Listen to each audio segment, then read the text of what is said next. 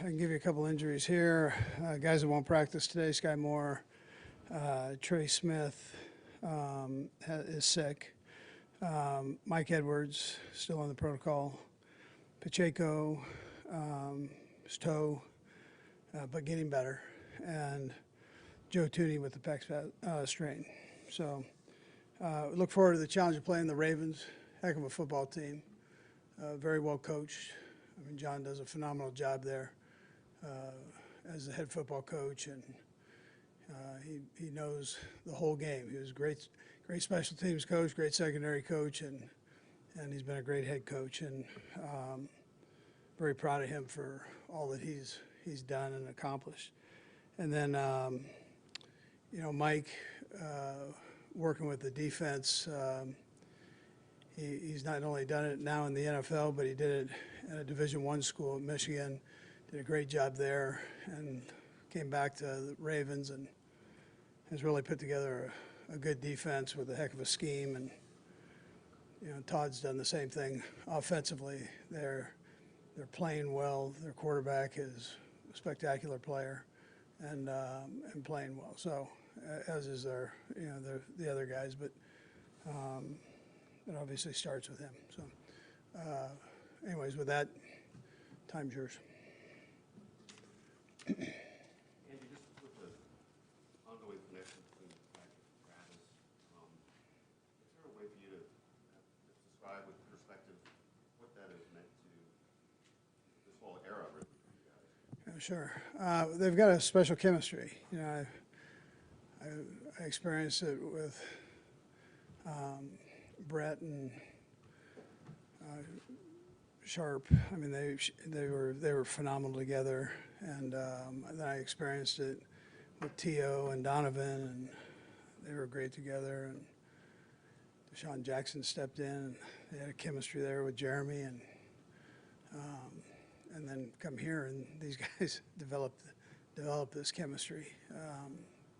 So I've been fortunate to be around that. But it's hard to explain why and how these guys connect like that, but they do.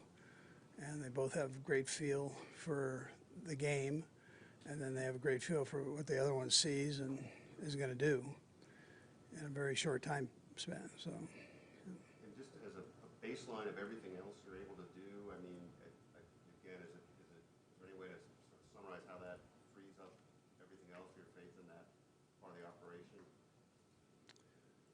Yeah, I mean, listen, it's part of the equation, obviously, a big part of it, and has been. And so it allows you to do other things and play off of that. But there's some other ingredients that have to take place too to make it all work. Andy, curious what you thought about Shamari Connor after he had to go in the game, and also Alec Reddy as well. Yeah, so I thought Shamari did a nice job in there. That encompasses calls and playing for a young guy to go in and be able to communicate back there is not the easiest thing, and he did it well. I think it helped that he's been able to go in and nickel situations, dime situations. So it's not the first time he was in the game, but it was for that extended period of time, and I thought he did a nice job. Physical, good tackler, did well in the coverage game. Alec Reddy is a guy that has started for us a number of games, and all the guys look at him like he's a starter. So everybody's got confidence that he can come in and do a nice job. Tough kid. And not everything's the most or the prettiest thing that you've seen, but he's going to fight you right to the end, and he's smart. So it's a good combination.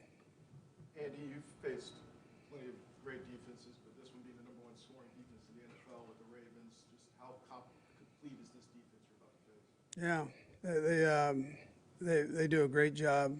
Like I said, Mike, it's the scheme in which he's added his touch to with the group there, and so they've got multiple fronts, multiple coverages, they execute them well. A lot of the teams that try to do a lot don't do it as well as this group does. So not only are the players listening, but they're being taught the right things, and they're able to go out and perform at a high level. Andy, at what point do you turn your attention to the next game? I guess at this Bills game, you already knew you were going to play the Ravens. Are you watching Ravens stuff on the flight home? Or what point is your attention? Yeah, no, once I got back, I went in and started then. Yeah. Or is it a situation where you're at the office most of the night and just I stayed there. It was slippery out there.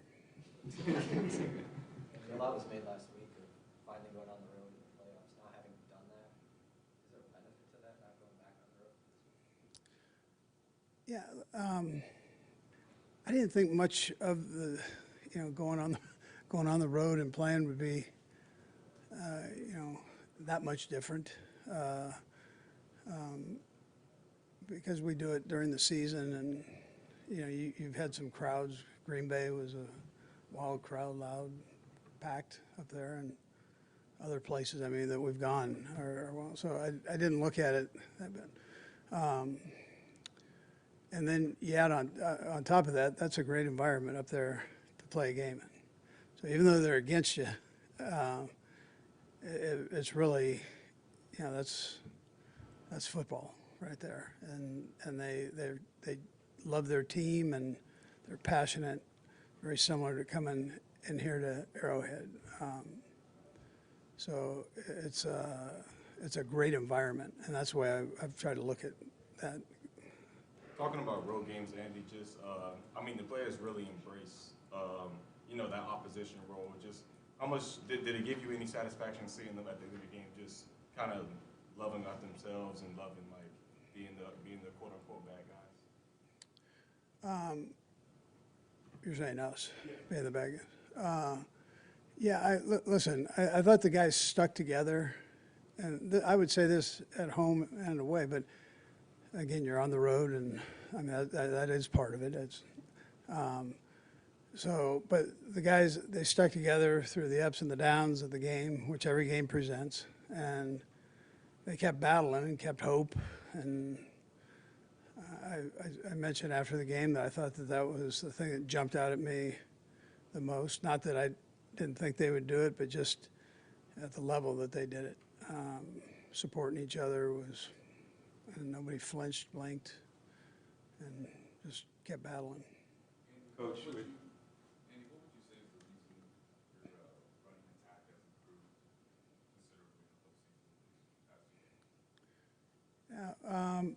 Well, listen, I thought we did okay during the year with opportunities there, and but I would tell you that Andy Heck does a heck of a job with no pun intended, but he does a heck of a job with the with designing the runs, and the guys execute them. Obviously, Pacheco back healthy. You've got a nice rotation in there that you can go to, and the guys, as well as Pacheco's doing, Clyde, when he has an opportunity, jumps in and does a nice job also. So, and then the offensive line takes a lot of pride in doing what they do, and they know it starts with them, and I think they've been very accurate with their blocking assignments. Coach, speaking with a couple of the veteran guys, we talked about the younger players and how they pretty much only know, AFC Championship game, some of them know Super Bowl, right? The successes of being here. Talk about how beneficial it was for them to go through those lumps this season, the ups and downs. Yeah.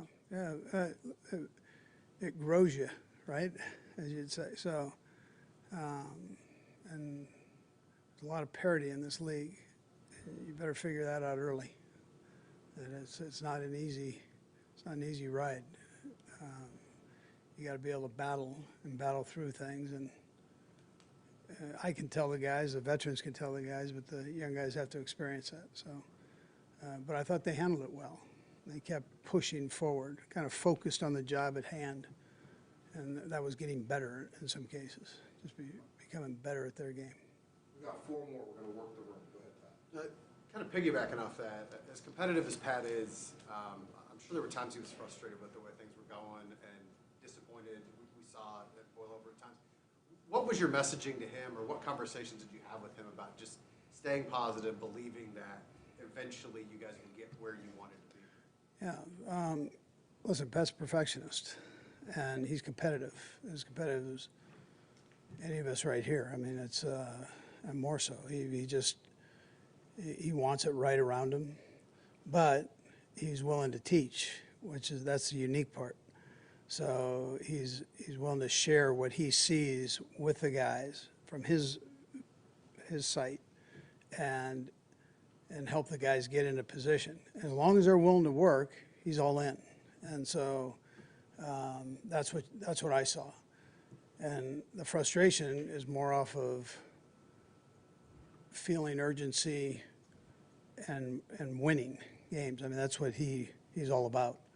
And so I'm not sure there was a frustration other than, hey, let's go.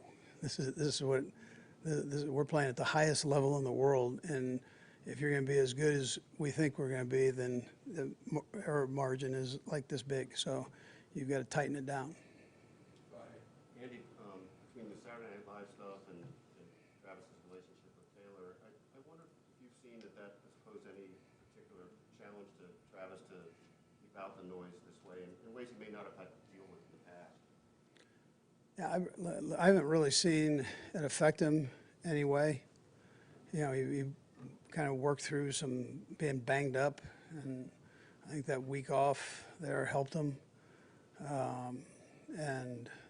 But I haven't seen anything with his relationship, with his off-the-field stuff, with the commercials and Saturday Night Live, all that stuff. He just goes. I think that all plays into what he is. I mean, that's just part of it. He does all that stuff real easy. So I don't think it gets him out of his personality, and he has to change it all. Yeah.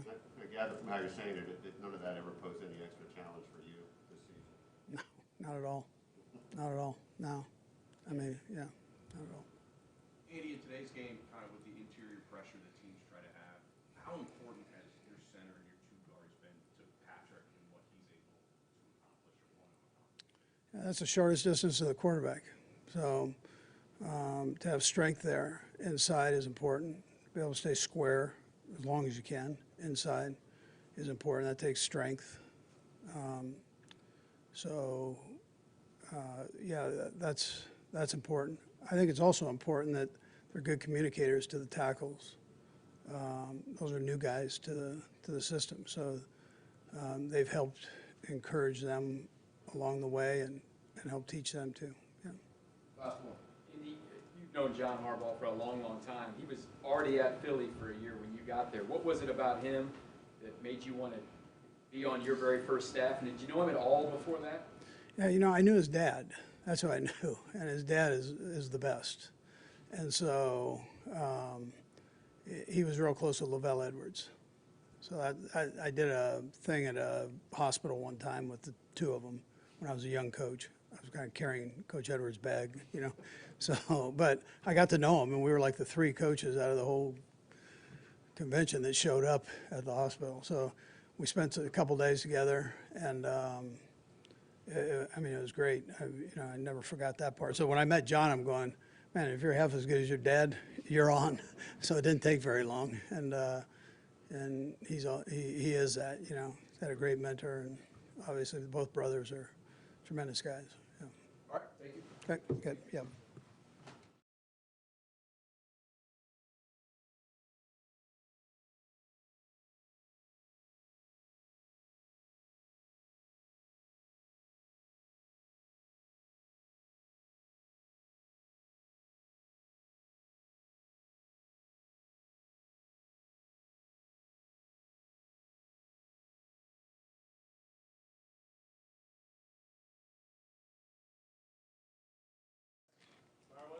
Patrick, Lamar Jackson just said in his advanced look at Howard, he said, I don't like competing against you. So I'm going to ask you the same question. How do you like or not like competing against Lamar Jackson?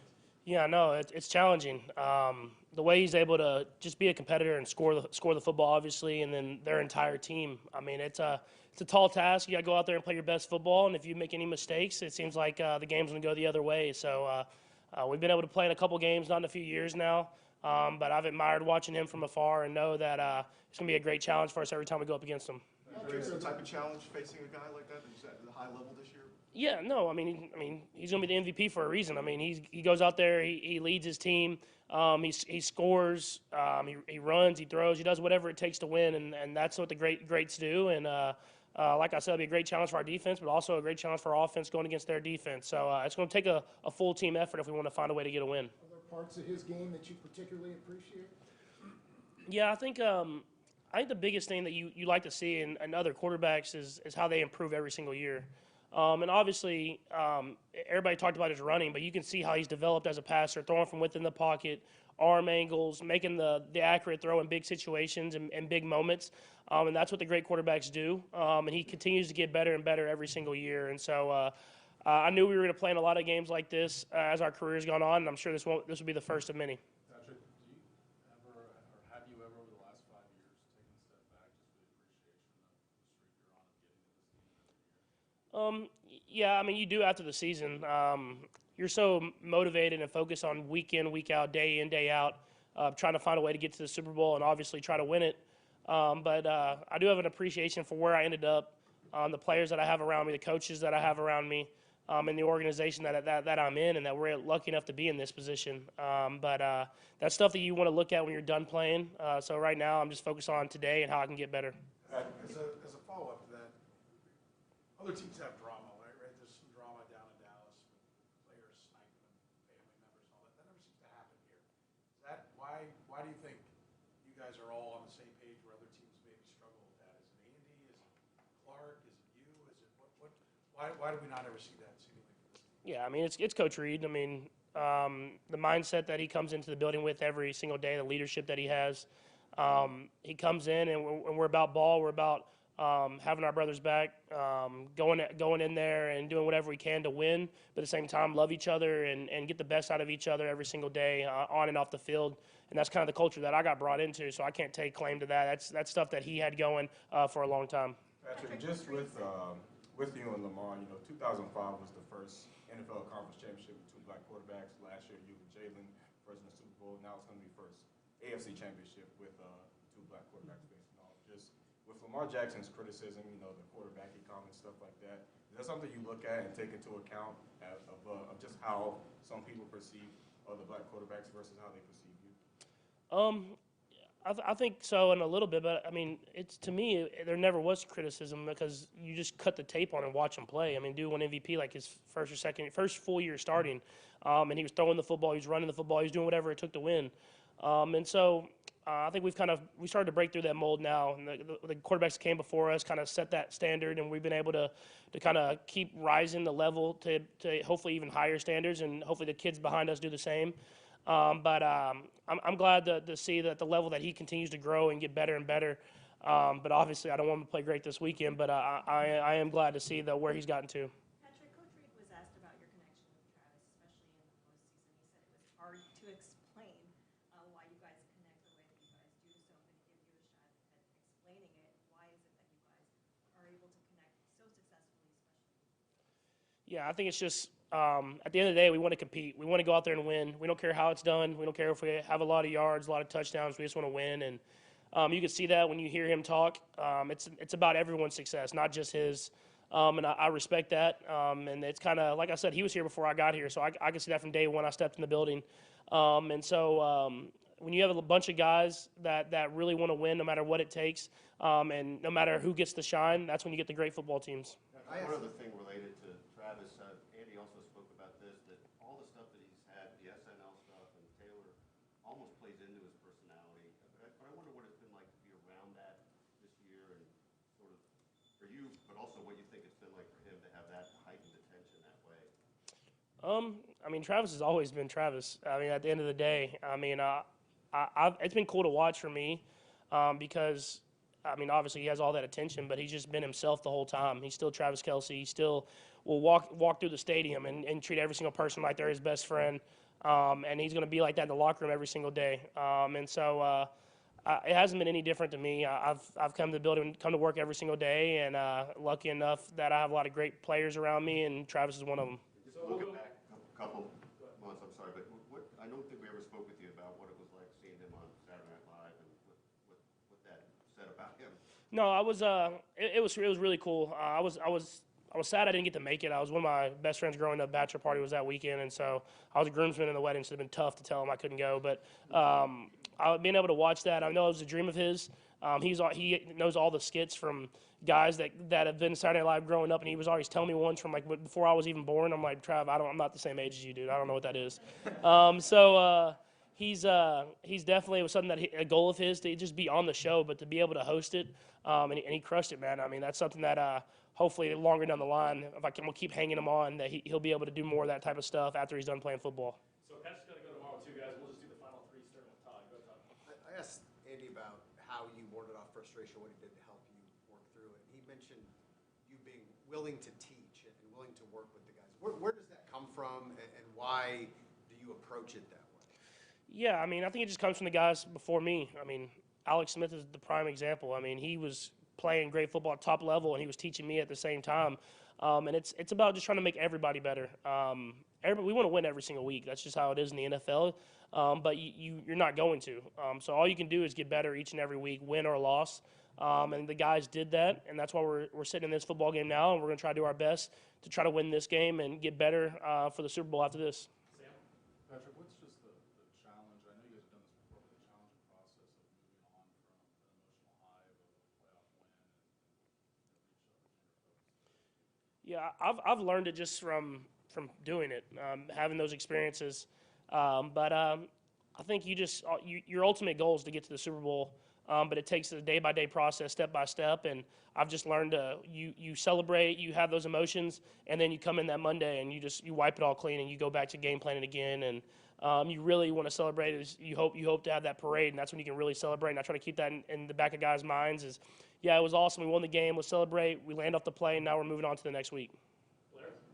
Patrick, most of your life, there was one franchise above all that dominated the NFL, the Patriots. And I think you referred to it a couple times, having Patriot fatigue. They're always there, right? Well, you've started on the path of the replacement team. I wonder if you relish that, and how you feel about that, and what's out there. Yeah, I mean, we still got a long ways to go. I mean, they did it for 20 years, and so all we can do is take it year in, year out, week in, week out, and every single day. I mean, it's something that that's the long goal, is to win that many championships and bring those titles to this organization.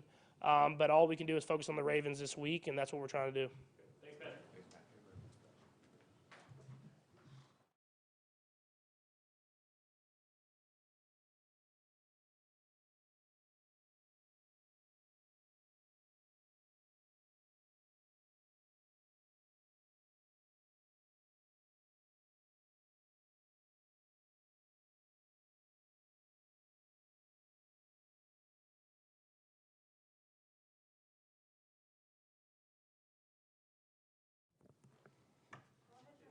Harrison, I wonder if you look back first, how crazy was the win in that game at Buffalo? You had a kick that kicked all the way through the end zone. You couldn't make it all the way. Just what was the win like?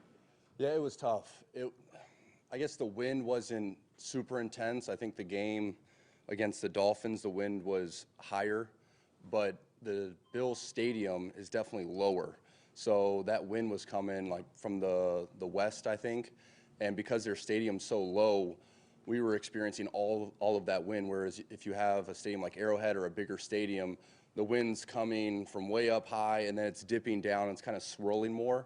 So I haven't played a game where there was wind like that hard one direction in a while, but I think it was kind of because of the configuration of the stadium. But, it was tough going that direction. I think Tony Romo mentioned that I missed, from like 51 or 52 short in warm-up. Like we were both struggling, Tyler Bass and myself. But our range going that direction was a 48-yarder, so 47. It was just enough, and you can see on the network broadcast, I'm checking to see if it went over the crossbar, but it did. Yeah, Harrison, that first field goal going that way, you're usually the first guy to know whether the going through, but looked like you didn't know until the referee raised his arms. Was that the case? No, definitely, because I was concerned about the distance, and it was kind of tailing a little left. And I guess my main concern was, is it going to make it that far? And then also because the ball's dying with its velocity, so early in the kick, is it going to just completely cut left and go left? And yeah, thankfully it didn't, but I wanted to make sure the referees put both arms up. How much have you admired Justin Tucker over the course of your career? And you guys have been kind of right there, back and forth, battling. Right. Best kicker in the league. But how much have you admired him just here?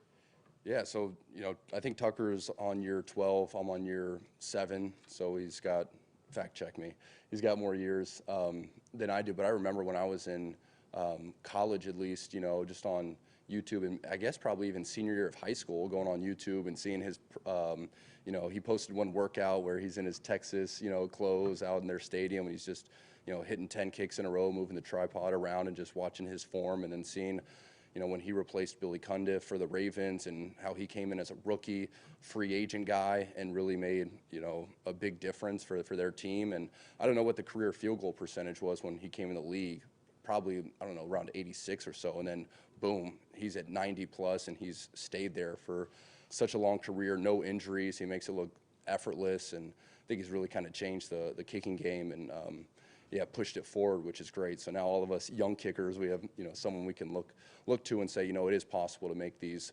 65-yard field goals and, make these big game-winning kicks. But it is cool to see a kicker that's kind of an artist, and he dances after, and he just does a lot of stuff that's very different than most other kickers. But, yeah, he's done an amazing job in his career. Quarterbacks don't play each other on the field at the same time. Would you really like to have the opportunity to go against him in a game that may come down to kicks? Every time I feel like we play the Ravens, people will talk about Tucker, and I think the best thing for me to do is just focus on, my warm-up and doing the best I can to prepare myself for the game, and then when the game comes, just focus again on me and making whatever opportunities come my way. But almost as a fan of Tucker and of kicking, I'm going to want to watch him, but I've learned, all right, I can't do that. I just got to focus on what I'm doing, and then after the game, be able to talk with him and pick his brain. Being a fan of kicking, did you reach out to Tyler Bass and express any support? No, I actually didn't reach out to him at all. It was unfortunate. I'm just trying to give him some time away, probably to clear his head from kicking and kind of enjoy the off season a little bit.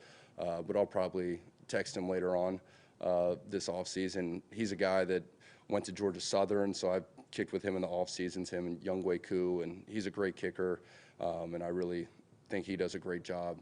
But just giving him a little space right now, and it's tough because as a kicker, you're going to have games like that where you miss a kick, and ideally it's not in a big game, but you can prepare and do everything you can. But sometimes the cards just don't fall in your favor, and that's why it's so important to remain humble, because it can happen to any of us. Harrison, this season, I mean, you've been so consistent over such a long haul, and I wonder if there's, talking about the mental game, is there anything particular this season that has enhanced your focus or made you stronger, made you better than ever? What would that be? I think it's a lot of different things that have helped. I think physically I'm feeling really good. I'm prioritizing sleep. Family life is going really well with my wife and children. I think there's a lot of balance when I come into the facilities, and when I'm here, I'm able to attack it and do my best. And I feel like that's just helped me be consistent. I'd say I think on game day, I've done a really good job of staying locked in and focused on what I can control and not worrying about anything else. But also, I say this a lot, I can do everything to prepare for the game throughout the week, throughout the off season, but when I go out there, it really does feel like, God can make that ball go in, or he can make it not go in. So the difference between having a season where you're 94% and or 84% is just a couple of misses, and it could be just some freak things that cause the ball to go in or don't go in. And I'm very thankful to have made all of those kicks. And again, I don't think it's all me. There's definitely something else that's helping. You pay attention to the weather reports. Do you worry because they change day to day? For instance, they're saying it may rain or it may not. Do you follow that stuff at all during the week? Definitely. I think as a kicker, your competition is kind of the surface you're playing on and the weather. So things I look at are, is it going to be sunny? And then if it's going to be sunny, what's the stadium configuration? Because you need to know where the shadows are going to be. That's something that's always affected me, especially if the holder, maybe his shadow is causing where the ball's going to go to be really dark. So you know when the ball gets put down, I'm not going to be able to see it. Or the holder could put the ball down and you can see the ball, and then your shadow goes over the spot, and then the ball turns dark right before you make contact. Obviously, if it's raining, you need to make sure you have good cleats that you can wear. And then wind as well. You need to know, okay, if this is going to be a day where there's going to be a lot of right to left, I need to make sure I'm working with my holder on, for me at least, for leaning the ball away from me towards him. If it's left to right, obviously, it needs to be straight up and down. You got to work on starting it left. But you just try to make sure you're prepared, so you've won the game before you even begin, and there's no surprises when you get to the stadium. You know, okay, the wind's going to do this, shadows, rain or shine, you're kind of ready, and I think that helps keep you calm no matter what the situation is. Thanks, everybody. All right, thank you.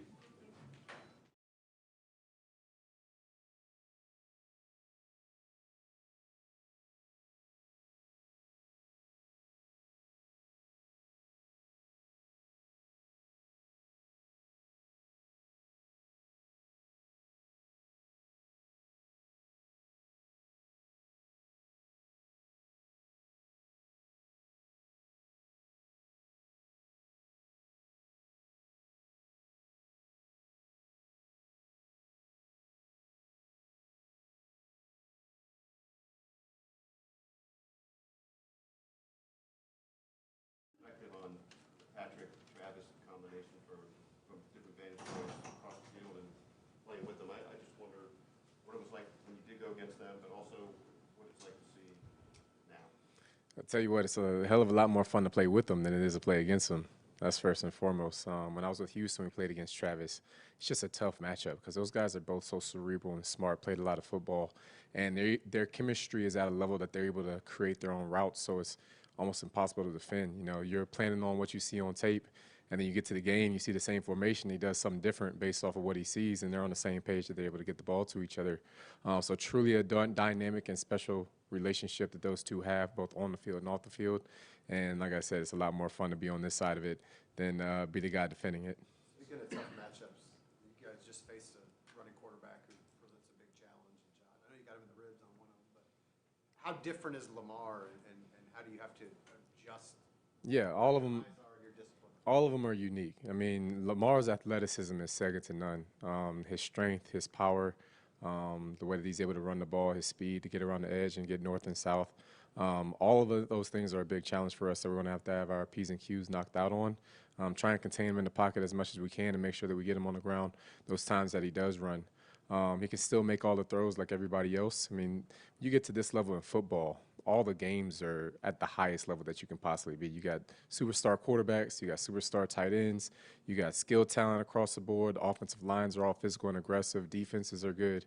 But this is exactly what we want as competitors. So that's a well-coached football team over there, and we're going to need to go match that and dominate in a hostile environment.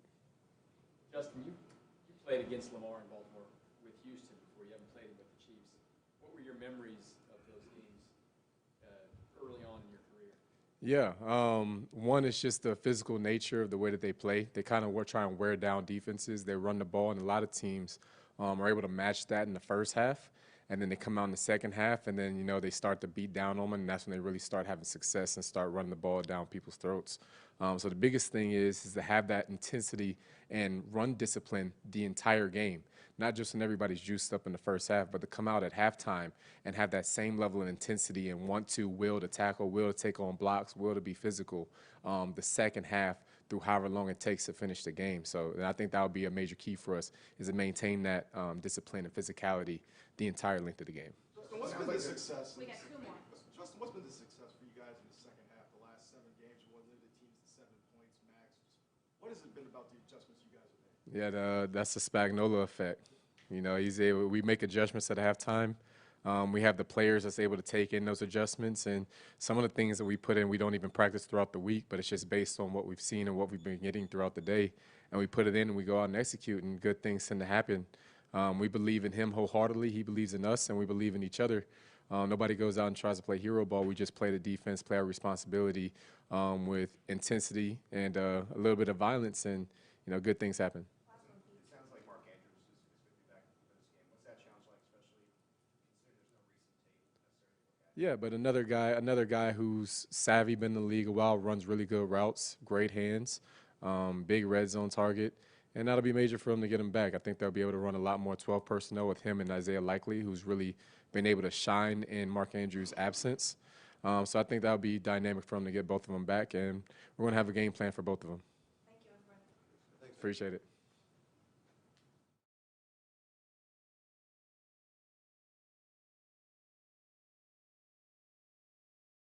Creed, what does Isiah Pacheco do for you, particularly in playoff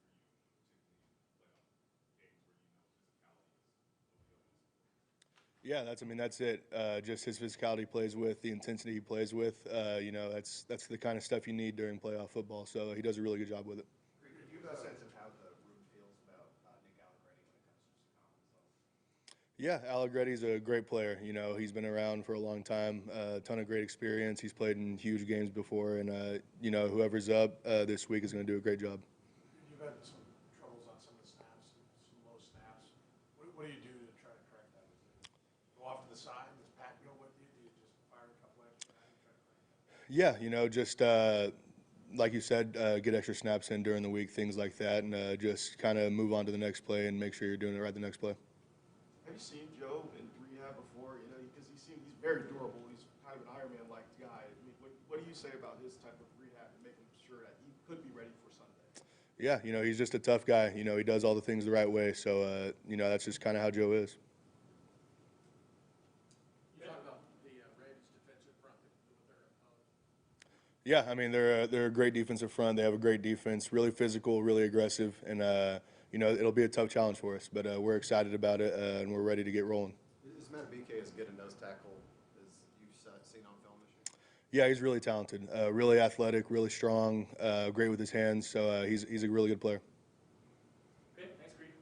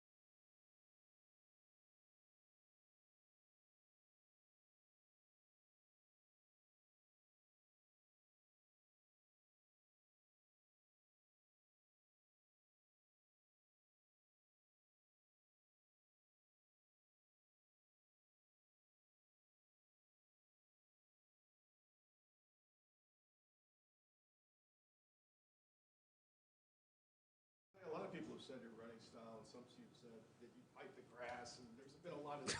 What? I think Pouncey said that.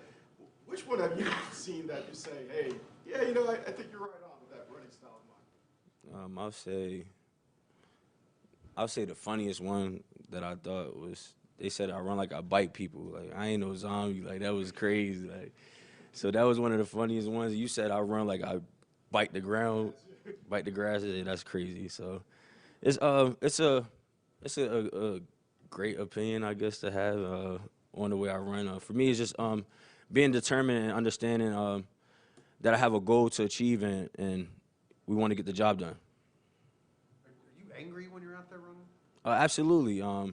Just through everything, that's been in front of you, understanding the week has been a long process of the week, and, just being prepared, understanding the scheme, and willing to do whatever you got to do to get the job done is leaving it all out there in the field with no regrets. Isiah, it sounds like they're backing off you today. Just how are you feeling health-wise? You think it'll be okay to go on Sunday? Yeah, absolutely. Working with the training room, just doing a great job in there. Just blessed to be a part of it and just continue to get better every day. What's the last, the 2-minute situation where you have to get a first down? Kind of take me through your mindset and just how much you appreciate it. Yes, just knowing that situation is extremely important. You only get those situations in practice, and when you rep it and rep it and rep it, when it comes in the game and it happens, it's like secondhand nature. And for us, just understanding the scheme and understanding we did that in practice before, that's the mindset of me getting the first down and having the O-line finish on that play. Is there certain enjoyment in those situations even before it started? Yeah, definitely. There's a big enjoyment. You win the game right there. It's all said and done. You don't have to send the defense back out there to get a punt or just to have them back out there. It eliminates that part of the game and is a big win for us. You talk about the end of the game. Sam was just asking you about. I think you were mic'd up, and they showed a clip where you were telling Trav, "All right, big bro, I got you." How much do you, or I think it was Patrick, how much do you look to those guys in game for just in different situations? I look to them in every game. They've been in this situation. They've been here. They've done that. They know this game, man. For me, I've been here 1 year, and I've been a part of it. It's been a long 1 year. So for me, understanding that I've been in those shoes, been there, just getting that second opinion from those guys, hearing them, is going to keep me going even more. There was a lot of talk in the Bengals game about maybe the offense getting simplified a little bit, or you guys have really seemed to kind of picked it up a notch since then. What kind of changed, and how did it make it easier for you to be successful? I'll say the intensity changed. It's the grit. You could see the guys, the eyes in the huddle, and the way they bite their mouthpieces down from the start of practice. When it's group install, it's not just group install. It's the beginning of practice, beginning of the game. That's the mindset we have to have because when it's set and it's all said and done, when the ball snap, it's over. A lot of people have been talking about the way you guys were treated in Buffalo by the fans. Can you talk about them throwing snowballs and how you guys out? Now we appreciate them throwing snowballs. That was fun. I got some dodging skills off of that. It's cool though. It comes with the game. When you love competing in that environment, you gotta love that. And going there with one goal and coming out with the goal that you went there with, it feels amazing. Have you made strides as a pass protection in the last couple of years? And what other areas do you think you've gotten best at? Absolutely. Understanding the scheme, being in that classroom, taking notes daily, day by day, and being the guy that's going to be the last defense. How much has Jarek helped you with that? Because he's always kind of been a legendary pass. Yes, he's been in the room still to this day, and you guys might not see him out as much on the field, but he's still in the building, still coming in, showing support, and he's with us through it all. What about last year's postseason run sort of better informed you about how to manage your body over the course of the season when you're hoping to do it again? Like I said, it's the longest season last year of my career, so understanding now it's the second year. There was no off season for me last year. I had surgery. So it's been an ongoing work. So for me to understand that, got the routine down pat and just continue to listen to the leaders, take care of my body, and understand the goal we have. Added to the routine at all? Say it again? Something you added to the routine, going from year 1 to year 2 to stay as healthy as possible? Absolutely. Just staying longer in the building, being one of the last guys to lead the building. Isiah, I can't quite see the shirt. Is that you on the shirt? Yes. Can you sell those? Or what's the deal there? One-off? One of my friends made it. It's 10. We're going to rep it. You guys went to, you talked about going to Buffalo, hostile environment, going to another spot in Baltimore. How much do you guys embrace It's important to us, man. It means so much when you have to go in another hostile environment with just a 53-man roster. Understanding is y'all against the city, and when you come out successful, it means a lot and it shows how hard we've been working. Last one, Sam. Patrick mentioned just about turning the attention on Monday to this next week. Does he relay that message to you guys? Is he vocal about? Yeah, absolutely. That message relayed from the end of that game on last week, which was Sunday. Pat already said that week's over. Now, Coach Reid just said it as well. You can celebrate, but not too hard. It's time to get to work. Thanks, Bob. We got to be quick.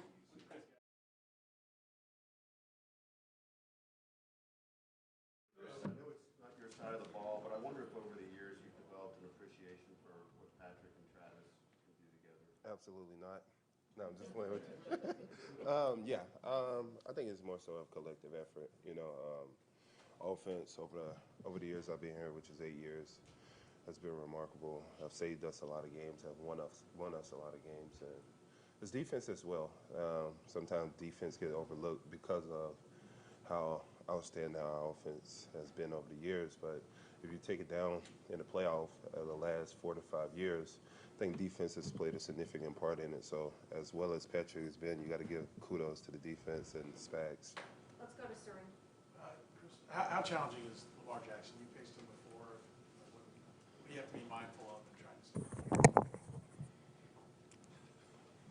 stop? He's the MVP caliber quarterback. He has a good chance of winning MVP this year. That just shows you how dynamic as a player he is. And that defense is one of the best defense in the league. I think overall as a team, they're one of the best teams in the league. They've showed that throughout the year on how competitive they are against the better teams in the league. Look at a team like San Fran. Look at a team what they did to Miami, and they've been showing that type of dominance throughout this year. So it's going to be tough. It's a challenge, but I'm excited for it. Chris, how much have you really kind of relished in the mental side of your approach up front in terms of playing games with offensive lineman movement, setting things up, and where are you now from compared to maybe a couple of years ago in terms of using that to your advantage? I think it's a weekend thing. Every game has its challenges, its mental challenges that you have to face, and also the physical aspect. You got the finesse teams, you got the downhill running teams, and then you got the Baltimore Ravens, who can do a little bit of both. They can run the ball, they can pass the ball. So they got weapons on the outside, but they also got a dominant offensive line who can just run the ball. So I think it's a great challenge ahead of us. I think we'll watch a little more film and see what we can do.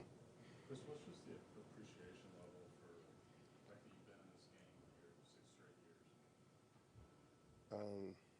I think it's just goes to show the dedication with the guys in this organization, from top to bottom.